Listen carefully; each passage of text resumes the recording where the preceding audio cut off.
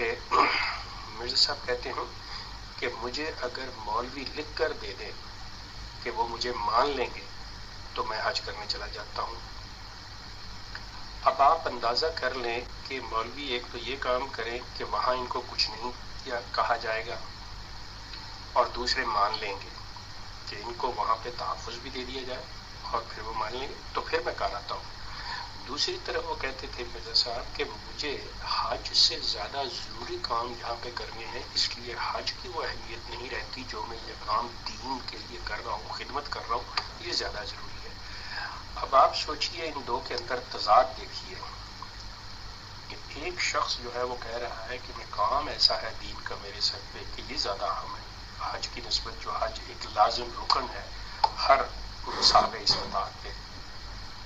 دوسری طرف اپنی جان کے خطرے کا کہتے ہیں کہ وہاں پہ میری جان کے خطرہ، وہاں پہ میرے خلاف فتویٰ مجھے مار دیں گے. اگر یہ مجھے کہیں کہ وہاں پہ مجھے مارا نہیں جائے گا اور یہ مولوی مان لیں گے تو میں کراتا ہوں. حج کے بارے میں تو ان کا یہ ہے. تیسرا آپ کا سوال میں ایکچولی نہیں سمجھ سکا کہ آپ کیا اگر لکھ لیں تو میں شاید اس کے بارے میں بھی جواب دے دوں، ورنہ میں جو نیکسٹ ان لائن ہے ان دوستوں کو انکم کے بارے میں. اچھا، انکم کے بارے میں باقاعدہ طور پہ انہوں نے ان کی کتابوں کے اندر ہے کہ انہوں نے انکم ٹیکس ڈپارٹمنٹ میں ان سے باقاعدہ انکوائری ہوئی تھی.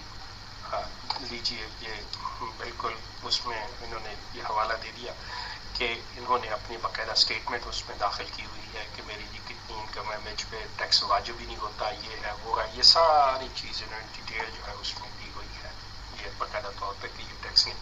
حالانکہ ان کی انکم جو تھی یہ رئیس قادیان، رئیس پنجاب کہلایا کرتے تھے، بلکہ رئیسان پنجاب میں سے ان کا نام ہے رئیس قادیان، ایز اے رئیس قادیان. جی ثانی صاحب آپ تشریف لے آئے. السلام علیکم. شیخ صاحب، میں نے ایک اور بات بھی سنی ہے. کئی بار ایسے ہوتا ہے کہ لوگ جو ہے نا وہ کسی کی کلاس لینے میں یا کسی کی مطلب مخالفت کرنے میں باتیں کرتے ہیں. تو میں نے یہ کافی مرتبہ سنا ہے کہ انہوں نے، کیونکہ آپ نے کافی پڑھا ہوا ہے مرزا صاحب کو جہاں تک مجھے معلوم ہوتا ہے، تو ان کے کسی خط و کتاب میں یہ موجود ہے کہ انہوں نے لاہور سے کسی دکان سے ٹونک وائن وہ منگایا کرتے تھے کہ مجھے ٹونک وائن جو ہے نا وہ چاہیے، شراب بھی چاہیے اور وہ بھی ٹونک وائن، اس کے علاوہ نہیں.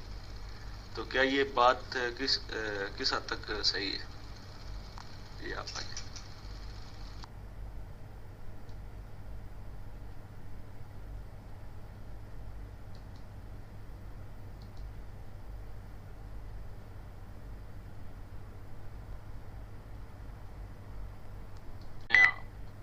آپ ان کی بات کا جواب دے دیں.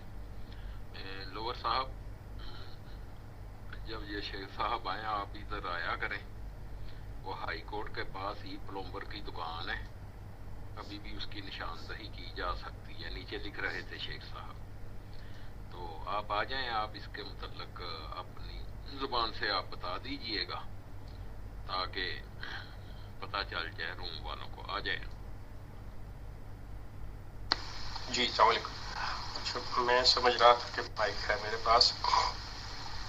جی ہاں، یہ میں نے لکھا بھی تھا کہ مرزا صاحب جیسا میں پہلے کہہ چکا ہوں کہ افیون اور یہ وائن کا استعمال کیا کرتے تھے، اور یہ باقاعدہ طور پہ لاہور میں مال روڈ پہ یہ ایک فارمسٹ یا کیمسٹ جیسے ہم پاکستان میں کہتے ہیں، مطلب دوائیاں بیچنے والے، ای پلومر ان پہ. تو اس وقت اس کا نام کہہ لیں کہ مرزا صاحب نے جو کتابوں میں لکھا ہوا ٹونک وائن کہ اپنے یہ حکیم شریف تھے، حکیم محمد شریف کلانوری، ان کے ہاتھ سے منگوایا کرتے تھے یہ. تو اس چیز کا باقاعدہ طور پہ ان کا ہے کہ یہ جو لکھا ہے کسی نے کہ مرزا صاحب نے میٹرک پاس کیا تھا. جی نہیں، مرزا صاحب نے ہیز میڈیسن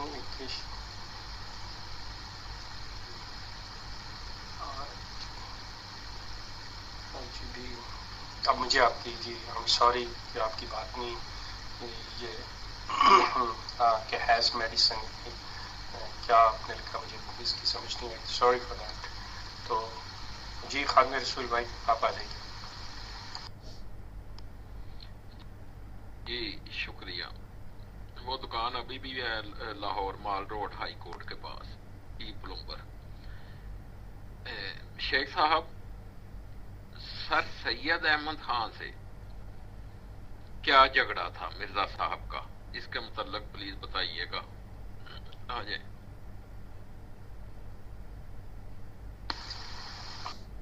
جی السلام علیکم. سر سید احمد خان ایک بڑے پریکٹیکل بعمل قسم کے انسان تھے, اور وہ مسلمانوں کی حالت کو بہتر بنانا چاہتے تھے, جس کے لیے انہوں نے باقاعدہ طور پہ, جیسا آپ سب کو علم ہے کہ علی گڑھ کی بنیاد رکھی انہوں نے, یونیورسٹی کی. دوسری بات, سر سید احمد خان ایک اسکالر تھے, ایک محقق تھے. انہوں نے, اگر آپ کو اتفاق ہو سر سید احمد خان صاحب کی تفسیر القرآن پڑھنے کا, تو اس کے اندر انہوں نے باقاعدہ طور پہ اس کی تفسیر, قرآن کی تفسیر کے لیے انہوں نے بائبل کا سہارا نہیں لیا یا دوسری کتابوں کا سہارا نہیں لیا, بلکہ انہوں نے قرآن کی جن چیزوں کا بعض جگہ کا ذکر ہے وہاں پہ وہ جہاں تک ممکن ہو سکا وہ خود گئے ہیں اور انہوں نے خود آبزرو کیا ہے اور انہوں نے لکھا ہے اس پر. انہوں نے بعض چیزوں میں مرزا صاحب کو دیکھا کہ انہوں نے کچھ آئیڈیاز ہٹ کے دے رہے ہیں, لیکن اس کے اندر وہ ریسرچ یا وہ جدت سر سید احمد خان صاحب کی تفسیر کے اندر یا قرآن کی انٹرپریٹیشن کے اندر ملتی ہے. دوسری سب سے بڑا جو ان کا آپس میں اختلاف ہوا, جس پہ سر سید احمد خان نے ان کو چیلنج کیا اور مرزا صاحب نے جواباً کتاب بھی لکھی, وہ یہ تھا کہ سر سید احمد خان کہا کرتے تھے کہ دعا جو ہے, یہ دعا کا جو فراڈ لیے بیٹھے ہیں کہ آؤ جی دعا کر لو جی, میں دعا کر دیتا ہوں, یہ ہوتا ہے, دعاؤں سے یہ ہو جاتا ہے, یہ کچھ نہیں ہوتا, یہ ایسی چیزیں نہیں ہیں. تو اس کے جواب میں مرزا صاحب نے سر سید کے لیے برکات الدعا کتاب لکھی تھی, برکات الدعا کے نام سے.